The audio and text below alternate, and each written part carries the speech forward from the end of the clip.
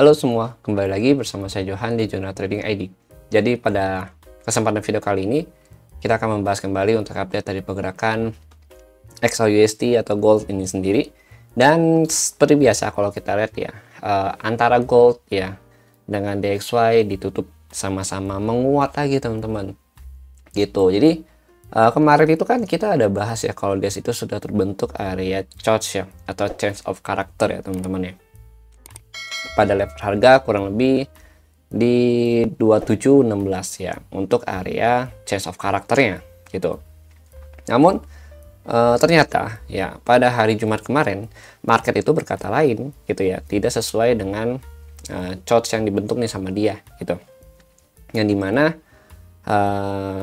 kalau memang sudah ada pembentukan chart ya, itu dia memang lebih potensi untuk melanjutkan penurunan gitu. Ternyata dia ditutup menguat nih teman-teman gitu, ditutup menguat dengan area support itu di bagian chartnya itu di range harga 2720 ya sampai 2714 gitu teman-teman gitu. Yang artinya dia kan break dari current height lagi nih ya di 2740-an ya gitu. Nah ini kalau kita lihat nih ya, last candle ya dari si gold ini memang kurang begitu mendukung lah untuk si pihak seller ini sendiri nih kalau kita lihat ya gitu, dan masih berpotensi lebih besar untuk bisa retest lagi ke level harga di range harga 2752 sampai 2758 gitu teman-teman ya gitu. Oke, jadi ini yang perlu kita note untuk saat ini gitu.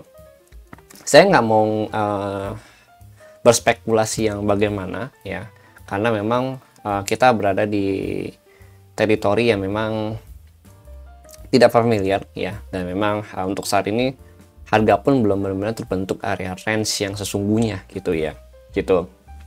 Dan kalau kita lihat memang secara intraday ya movementnya ini masih berada di range sideways ya. Jadi sebenarnya dia membentuk sideways range ya dengan area support di level harga 2714 2720 ya untuk area supportnya.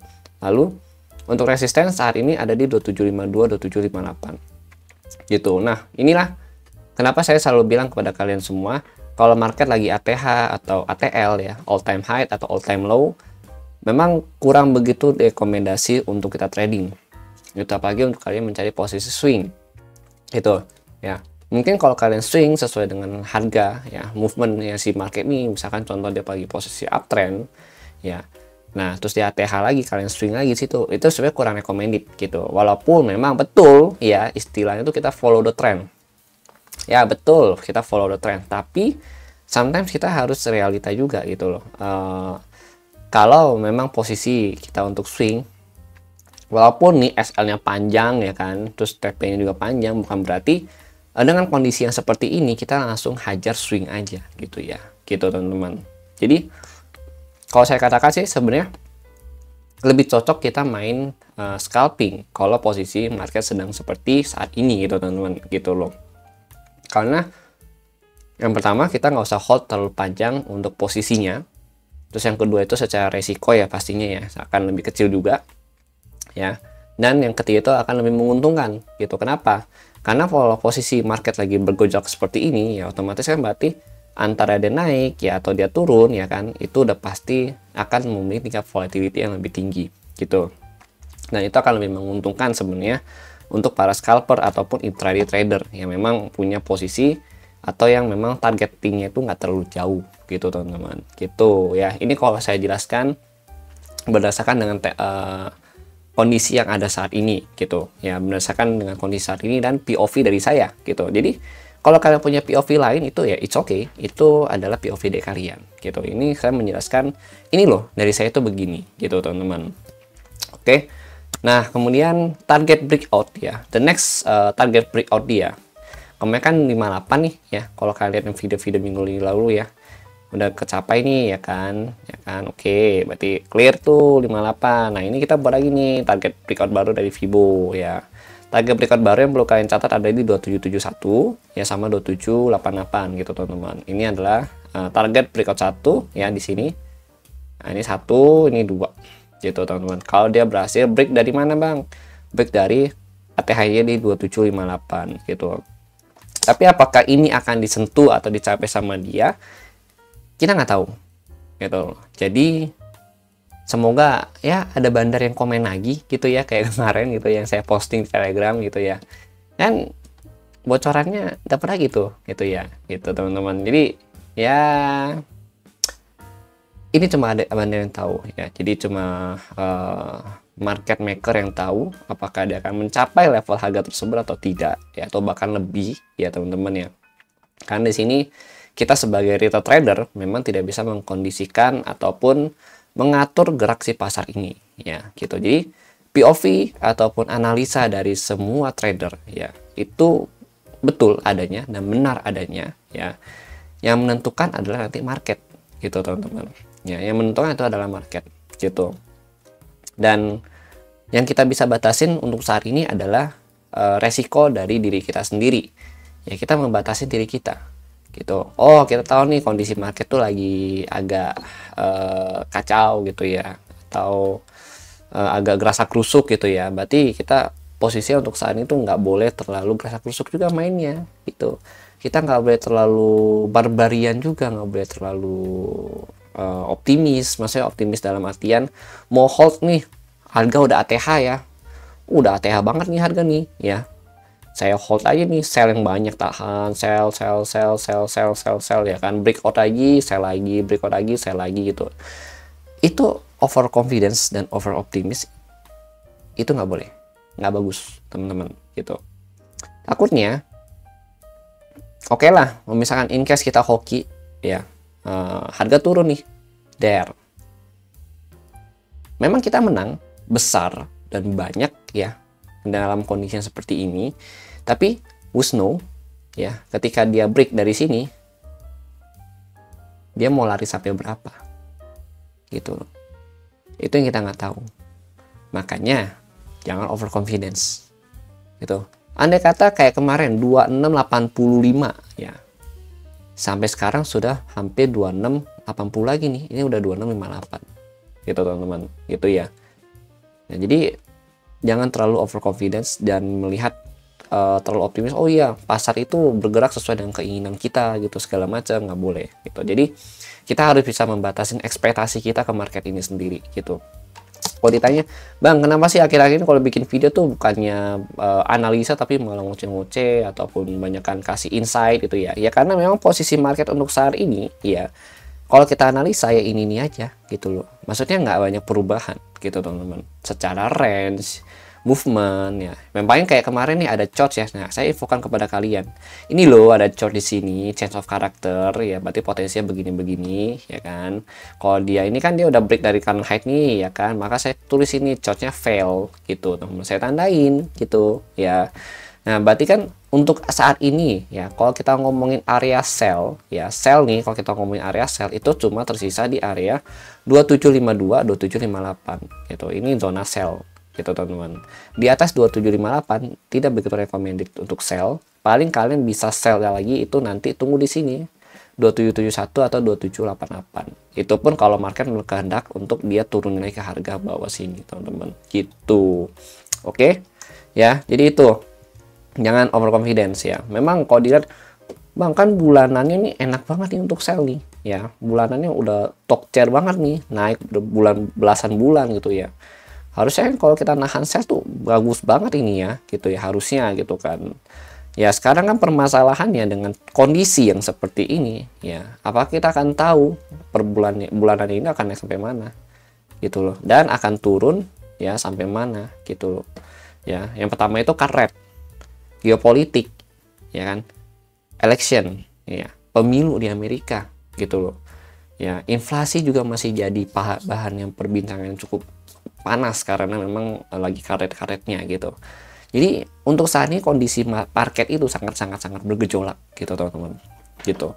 Makanya saya selalu mengingatkan kepada kalian semua, mungkin kalau untuk kalian yang udah nonton lama YouTube saya atau yang udah follow dari beberapa minggu kemarin, kalian udah tahu lah gitu ya.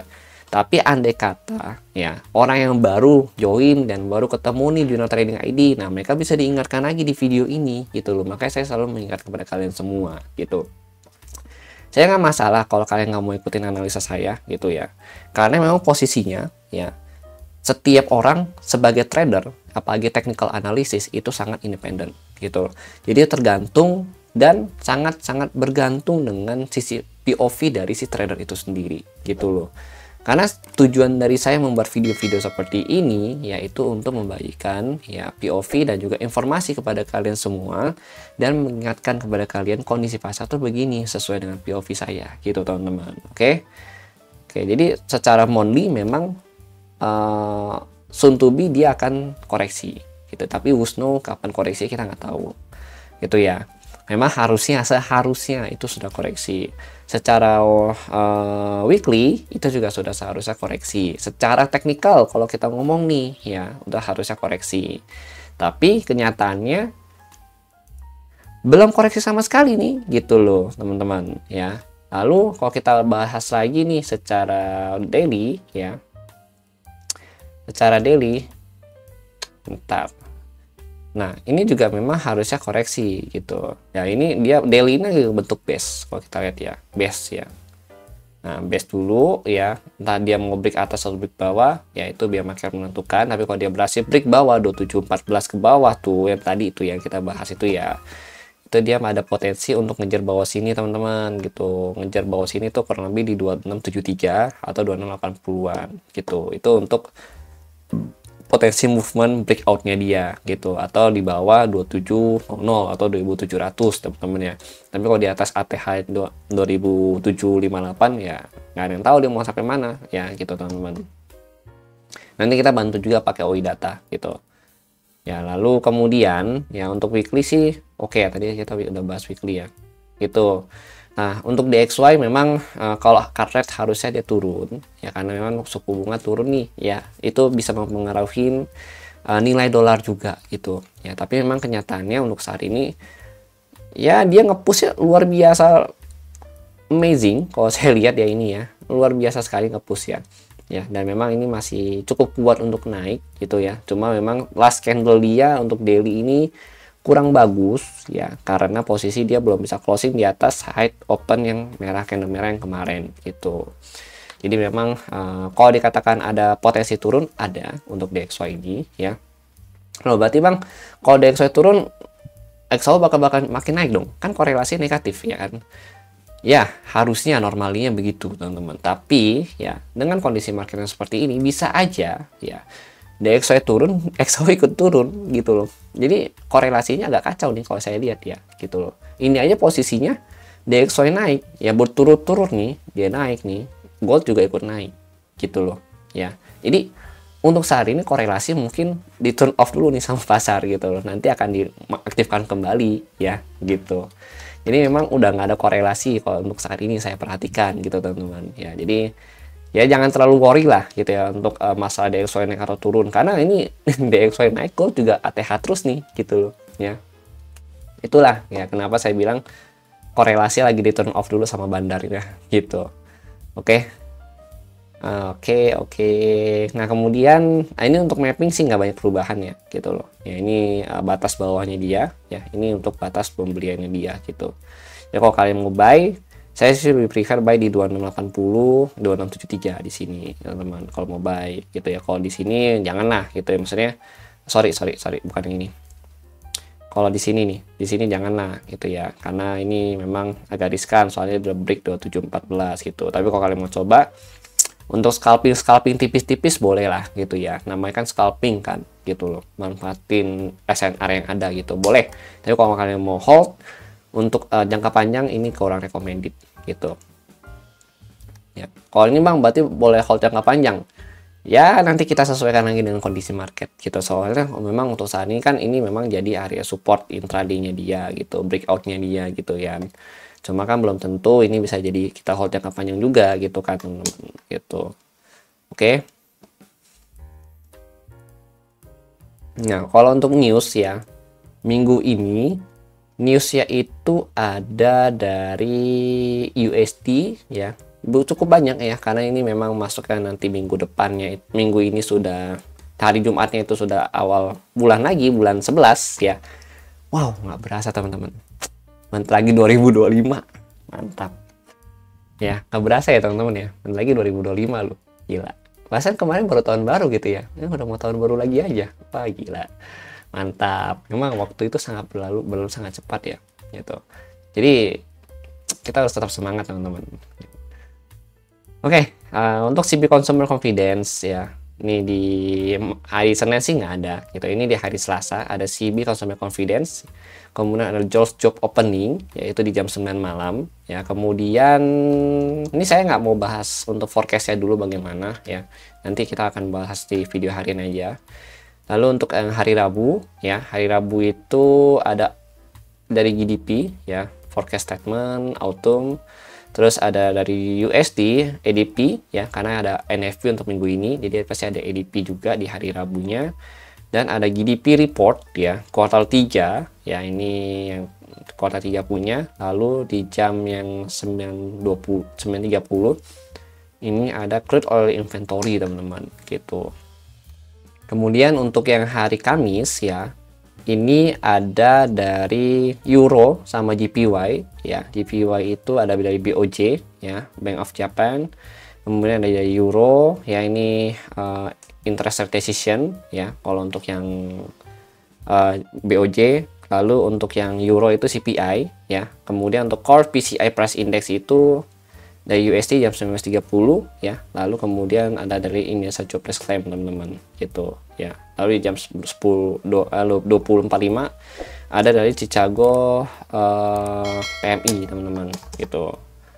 Dan di hari Jumat ya seperti biasa ya, kalau ada Jolts Job Opening terus ada ADP, udah pasti ada yang namanya NFP teman-teman gitu ya. Ini ada klaim pengangguran pendapatan rata-rata ya.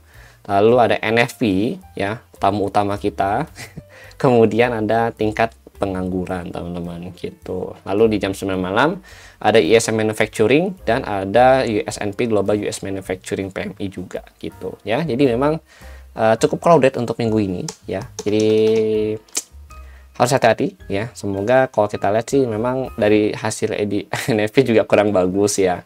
Apakah gold akan menciptakan new high record lagi untuk minggu ini atau dia turun ya belum tahu ya. Tapi memang kalau kita lihat dari news yang ada sih memang masih potensi dia untuk naik gitu.